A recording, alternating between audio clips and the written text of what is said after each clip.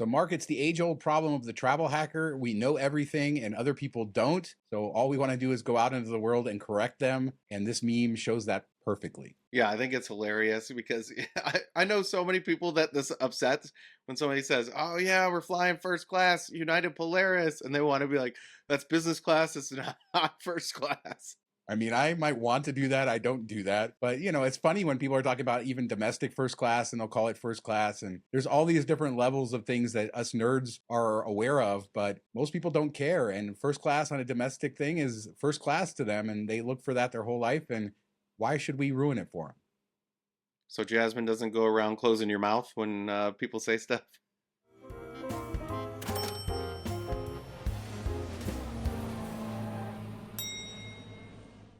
One of the crazier things over the last decade or so that we've been covering this is watching how much money the airlines are making from loyalty programs and how they sort of became a way of driving loyalty to their brands. And then it just became a business thing to the point where they're selling miles by the millions and it's a profit center for them. In fact, some airlines are making more money from the sale of miles than they are from actually flying airplanes. And for that reason, Pete Buttigieg and the Department of Transportation have opened an inquiry into the airlines about what they're doing, all of their practices, whether they're fair or not. I don't know what really triggered this, if it's just, things have changed so much Elections. that, yeah, oh yeah, so election year, that's a good idea. But Pete actually flies a lot, so he is aware of these programs. He's talked about them more than you would expect a bureaucrat, at least in the past. So it'll be interesting to see how this works out. And is there any collusion in the industry with devaluations, with these changes? I don't think there is, but I guess they're going to take a look. Yeah, I don't think there's any collusion. That wouldn't be my thought. I think when they see one person do something, they kind of do it naturally themselves. Or if they notice one area is getting a lot of value, that's what they're going to look to put a stopgap to. I do think this is a little bit of, pandering for the political stuff, election year. It's unlikely anything will come of this by the time the elections happen. So, he could be out of the job potentially before anything comes of it. But I do think this is an area that needs to be looked at. Not so much that I want them to like mess around and put caps on things. And, I'm worried that when government gets involved in things, usually it ends up worse for us as far as like, okay, well, you want a set rate, we'll just give you 1 cent a piece instead of having, a semblance of an award chart or things like that. So what I've always gone for is these are financial products. Like, if you're going to give me taxes if I refer somebody to a card and things like that and tax my points outside of earning from spend, then it should have a value and I should have protections against that. So there should be some type of guidelines as far as like, you can't take my points or close my account or any of this stuff, or there should be insurance if somebody hacks my account and steals it, things like that. Like, we should have some type of barriers there, programs where we can fight. We've seen people lose millions of points and have no say in it. I think that's wrong. In the letter that he sent,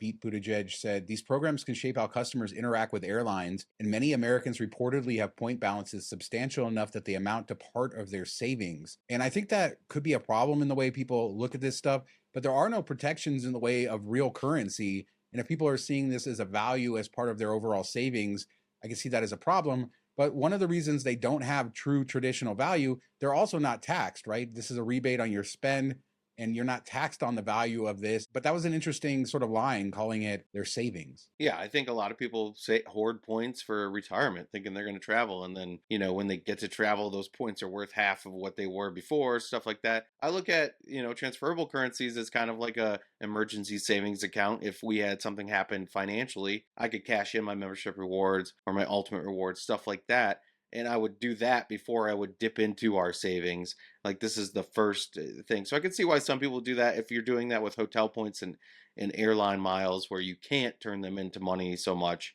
Or if you can, it's at a very reduced rate. I wouldn't focus on that, but I could see, why some people would think that. Well, if you don't have miles saved for your retirement and all the travel, I have another strategy for you. Just raise some kids and then open credit cards in their name and go on cruises.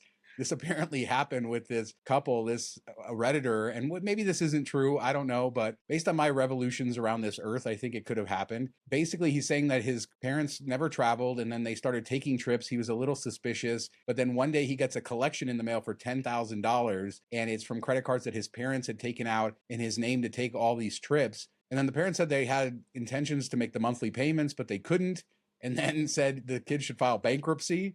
But before he did that, he should let them open more credit cards in his name. Terrible parents. I don't know. This is a crazy story. Yeah, it doesn't really matter if this exact story is true or not, but it's happened. It's happened lots of times. I had a person that was renting a house for me that, when I ran their credit, they even gave me the warning like, hey, it doesn't look great. My son has the same name. This is why you don't name your kids the same as you, Sean. Uh, my son had the same name as me, but just junior. So they sent him credit card applications and he signed up, but it was under my name, ran up debt and all this stuff. We're working on paying it off. But so this does happen. Hopefully it's usually the kid doing it to the parent. There's nothing worse than your parent kind of leaving you out to dry, with a kid.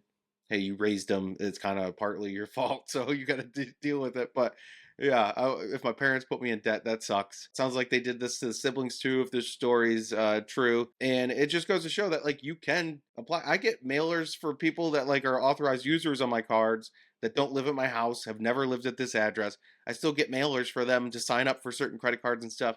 It's kind of just like, the wild, wild west out there a bit. And you wouldn't think it would be that way. And with all of our information out there through various hacks and stuff, it's not so difficult to get basic information like social security numbers if you really needed that for outside people. Now, obviously, the parents would have that for their kid, but this is just terrible in every way and a reminder of like how valuable credit is. I'm assuming the parents don't have good credit, but if they did, they could get credit cards, get credit card rewards.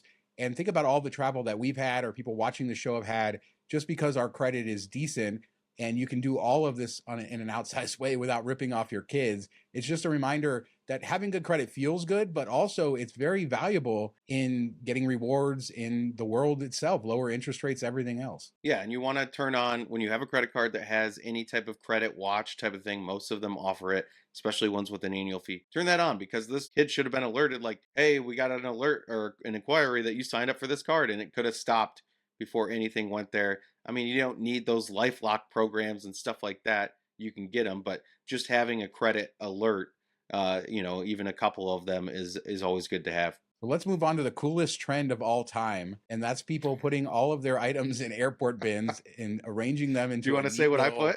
Thing.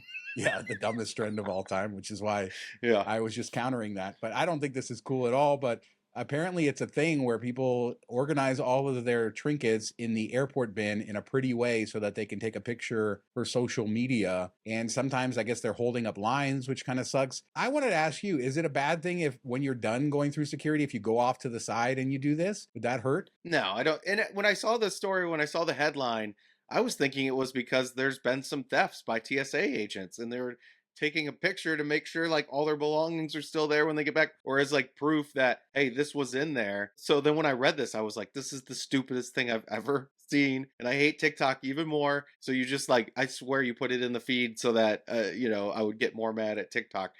But yeah, if you're doing it afterwards and like they're not short on bins and stuff like that, and you go off to the side, I think it's fine. But why not just like order a used one and do it at home on your own time and take all the stupid pictures you want and be done? Like it doesn't have to be in an airport. You're just taking a picture of a bin. Go get a tote. I don't know. It just seems like it's fake anyway. It seems like a lot of brands in this article, they're mentioned that they're doing exactly that. They have their own bins and they're taking fake versions of these pictures, which makes even less sense to me. One other interesting aspect is you're taking all of your stuff out of your bag and the bins aren't clean, right? They're dirty. And so you're dirtying up everything that's inside your bag instead of just the bag itself. So probably not smart there either. Yeah, they like never clean these things. And they've done tests where they're dirtier than toilets, like the dirtiest thing in the airport.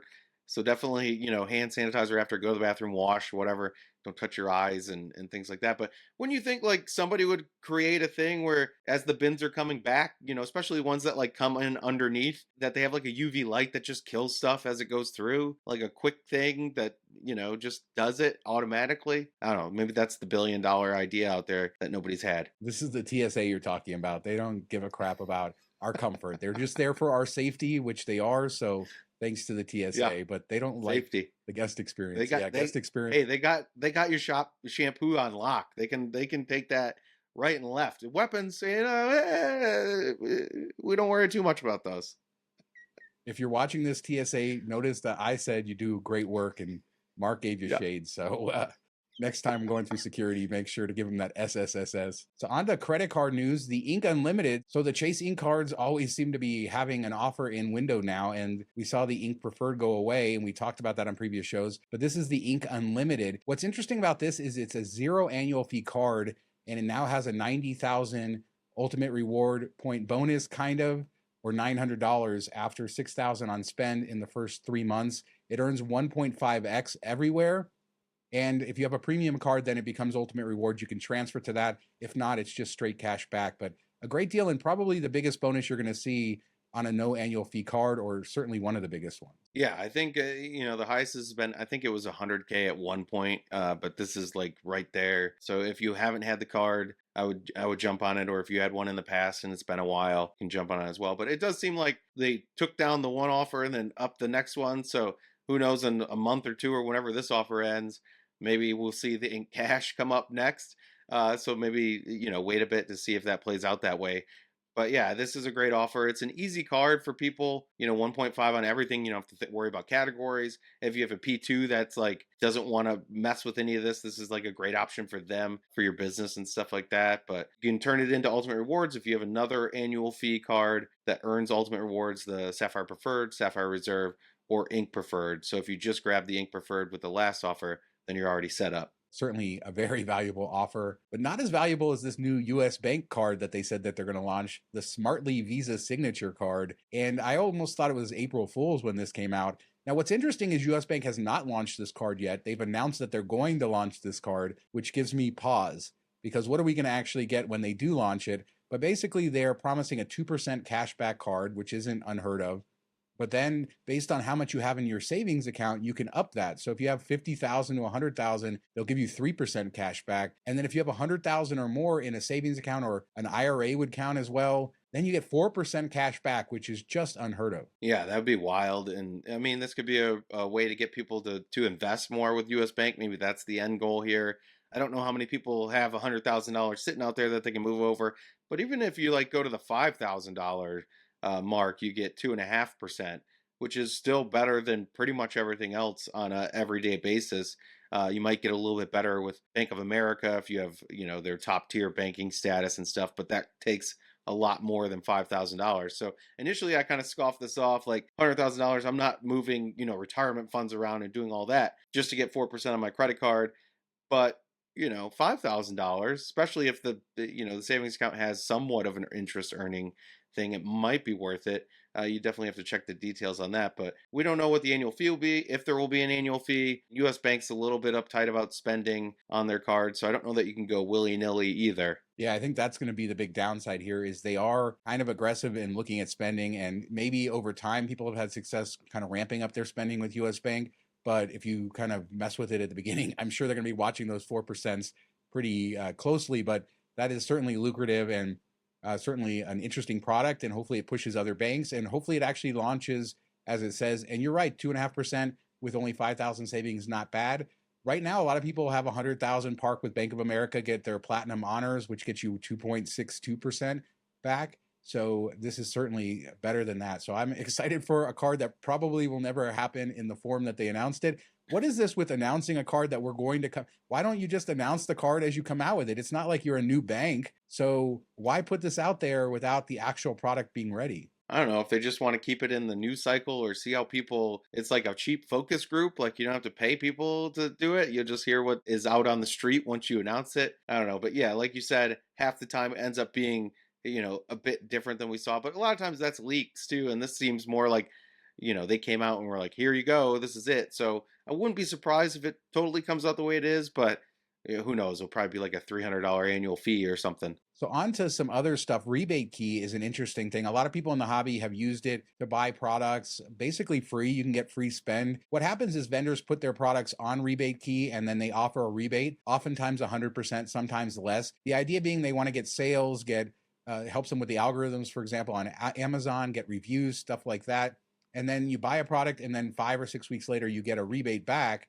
but RebateKey was having some problems paying people, right? It used to be paid by PayPal, and that was easy, and it seemed like it always came on time and everything. And then the tax reporting thing came out a year or two ago where you might get a 1099 through PayPal if you're getting payments, because it looks to them like it could be income when it's just a rebate on your spend. So a lot of people switched to check to avoid that hassle of having to deal with that and write a letter and all the things you need to do to explain the 1099. And then, there's a little bit of hiccups early on a couple years ago, but then it kind of figured its way out until now. In the last couple months, nobody's gotten a check. As far back as June payments have not come out, which is from May purchases. So people are sitting there and the balances just keep piling up, June, July, August, all that type of thing. But some people switched back to PayPal and then they got payments quickly. So I don't know do you think their bank that cuts checks has issues? What do you think's going on? I don't know. I mean, you reached out to them, right? And they didn't respond. So Yeah. that gives me pause on this. I mean, people probably should be cautious with using it. And at the very least, they should be putting something out there publicly to explain it and to let people know. And I have no idea what's causing it, but just a reminder, we've talked about this a lot over the years, but be cautious. And sometimes you can get excited about a play and it can backfire on you. In most cases, there's not a miles and points play too much with RebateKey anymore. There used to be some supplements on there that would give you 100% back, and you could rack up a decent amount of spend. That sort of ended badly too. So I haven't used it in quite a few years. Are there a lot of people using it for generating spend these days? I think, some people will use it. There's a lot of stuff is listed on Amazon. You can still get like $50, $60 chunks of spend on Amazon. And if you're using a card that earns bonuses at Amazon 5 times points or something, 5% back, there's still like a decent little thing. It's not what it was, but I think there's still some people that use it. A lot of people have been scared away with like delayed payments or bounce checks in the past and things. And I don't know, it seems like to run smoothly with PayPal. Maybe it is a problem with their bank is, seeing the money moving in and out and they get suspicious. So they shut down check, but just come out and say that like, hey, we're having banking issues. If you switch to PayPal, we'll get you paid in a couple days. And then nobody would say anything. So it's weird. The lack of communication definitely gives you pause. I think it's still fairly useful to a lot of people, just not as big in the miles and points world anymore. Well, what is huge in miles and points is this $7 a month Dunkin credit on the Amex Gold card. And you wrote up an article on Travel on Points on how to redeem it. Basically, buy a gift card in the Dunkin app so you can stack these credits, use them whenever you want. You don't have to rely on going to a physical Dunkin location. All of the steps that you need to go through, pretty simple. And it's an easy way to make sure you get that $7 back every month. Yeah, I mean, that's $84 a year. The increase was $100. So that pays for most of the increase. You have the Resi credits too, that if you can use one of those, then you're kind of coming out a little bit ahead. I mean, that's if you value it at 100%, because if you never went to Dunkin, do you really want to go to Dunkin? I don't know. But that's what's cool about this, is that you can make sure you use it. I know a lot of people have problems with the Uber credit. If they don't have Uber or Uber Eats in their area, they can't use it some months unless they're traveling. Where this, you can kind of stockpile, and then when you travel somewhere that has a Dunkin, you can have your breakfast there, or maybe grab a quick lunch when you're walking around the city, stuff like that. One thing I would say is you might want to load it towards the end of the month in case you can use it naturally via the card. There was a good tip in the Travel on Points Facebook group that they went to an airport and they're like expresses and they don't allow you to use the app. So if they would have not burned their credit already, they could have just used their Amex Gold card and still gotten the credit. So something to consider. And also Baskin Robbins, right? They own Baskin Robbins. So Yeah. I believe the gift cards work there as well. So you can get ice cream and all Don't kinds get of sweet stuff there. What's that new pumpkin latte thing that has like 80, 100 donuts? Or I think it literally is like 87 donuts worth of sugar in one drink, which blows my mind. Yeah, Dunkin is known for that. It's insane, some of their coffees and the sugar intakes. And stay away from Dunkin for that. I don't know. There's sugar. It's a donut Black company, coffee. though. So, Yeah. but they're donuts. I mean, that's what they're known for, is sugar. Yeah. They got good hash browns. There you go. You get that. So quickly, let's talk Chase offers. There's a bunch of new ones, starting with this T-Mobile offer, $50 cash back on your second payment of a T-Mobile plan. I guess there's similar offers for Verizon and AT&T. It's interesting that they require the second payment What's stopping you from just making a $1 payment to start and then getting your $50 credit? Yeah, I mean, there's no reason you have to do this over 2 months. They're hoping that you just set up your card auto payment and forget about it after the second month. That's what they're hoping for. But you can go in, at least with T-Mobile, I know for a fact you can go in and make a specific amount payment. So you could do like two $50 payments if you wanted to, or $1 and then 50, stuff like that. So you can hit it all in within a couple minutes. Definitely do it, even if it's on a card that doesn't earn on cell phone bonuses, wherever. This is well worth doing. Spend the 5 minutes, get your $50 if you got it. I didn't get targeted. I'm kind of sad about it. So a few other ones that they have: Marriott brands, Sheraton, Aloft, Renaissance, Town Place Suites, you can get 10% back. Turo, 30 off 150 for those car rentals, and then Instacart, 10% back. Just a good reminder to keep an eye on your accounts, go through there every once in a while, see what you have. There's also services like card pointers that I've used that will load this stuff automatically. So if you want to step up your game when it comes to that, there are some options, but always good to just kind of keep an eye out on what's out there, see how it works for your stuff. And if it's actual savings instead of making you spend more money, things like the T-Mobile, that's real savings. If you have it, you can just put that money in your pocket. Yeah, I mean, there's tons of restaurants and stuff on there, national wide chains as well as local ones. I just activate everything because you never know. I love when I get those emails like, "Hey, you used an offer. You got $4 off of McDonald's," even though I totally forgot I activated it. So just click yes to all of it. I don't know why they even make you do it. Probably just an annoying barrier to entry, but click them all. Check it every so often. And now for some cool fiery craters. I haven't heard of this. This is in Turkmenistan, and they call it the Gates of Hell. And this is basically this gaseous crater that was created. The story behind it is a little strange. There's a CNN article. We'll put it down in the description, but basically created by the Russians at some point, and it's been burning for 50 years. Yeah, I think they were drilling for like gas or oil or something like that, and hit a pocket and created this crater of molten lava that looks like it's Mordor or something from Lord of the Rings. But it's crazy. Like, this country is just so unique and different. And did you ever watch that dark tourism show on Netflix several years ago? Watched an episode or two. Yeah, so he went here and went to their main city, which is like called City of the Dead, because they have all these Guinness Book World Record buildings and stuff, and spent a ton of money, and it's super clean, but nobody walks around or like is there. And then they had their like Olympics, but it was like Asian Olympics or something, but they spent like hundreds of millions of dollars or $1 billion putting on the opening ceremony. It's just such a unique country, and someplace nobody ever goes. And who would think that tourism would be like the drawing thing is going to see a lava crater? Well, it's only 4 hours from the capital, although you need like guides and off-roading stuff. And now there's 3 camps out there, so you can sleep out there and see it at night. According to the article, it used to be brighter. It's sort of diminished over the last 40 years, less gas, and at some point it might burn out. But it's been burning constantly, and nobody knows exactly how it got ignited. There's rumors that somebody threw a match in there, somebody crashed a car inside of there, but what actually started the fire in the first place? But certainly fascinating. And you're right, Turkmenistan, very fascinating country. A lot of Americans don't know anything about Central Asia. I don't know much myself, and it's an area of the world that I've sort of flown over between the Middle East and Asia, and I think probably warrants more tourism. Yeah, I think I mean, I want to go look at some crater stuff. I don't know, it'd be unique. And then walking through that city, it's just crazy. All the stands are kind of like, overlooked or not really thought about. And I haven't been to any of them. And, there's definitely, everywhere you go, there's something to see. And this one just happens to be a crater of fire. What cooler thing could there be than a crater of fire? So let us know what you guys think about anything we talked about today. The Gates of Hell, that Ink Unlimited offer, the DOT going after airline programs, the dumbest trend of all time with those airplane bins, or is that the coolest trend of all time? Let us know in the comments. We do a show every Wednesday. Still a newish channel. Subscribe, leave a comment, like this video, share with your friends, help us grow. Thanks so much for watching. Talk to you next time. Have a good week, everybody.